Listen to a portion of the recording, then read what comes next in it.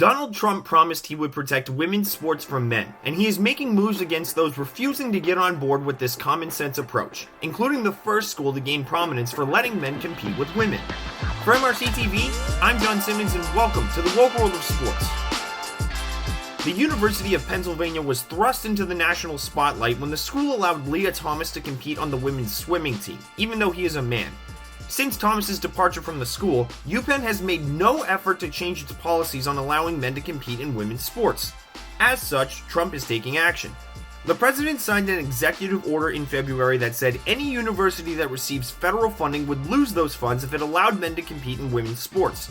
He backed up his promise on Wednesday by withholding $175 million in government funds from UPenn. President Trump has promised to protect female athletes. He has threatened to rip federal funding away from any university that defies his executive order banning biological males from infiltrating women's sports, and he is doing it. We are the first to report that President Trump has paused $175 million in federal funding from the University of Pennsylvania over its controversial policies. Boom, that's how it's done.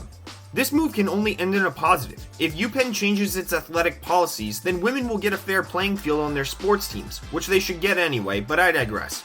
If the school remains stubborn, the government will save hundreds of millions of dollars by not having to fund cross-dressing in collegiate sports. Trump is proving that he is a man of his word, and that female athletes deserve a level playing field.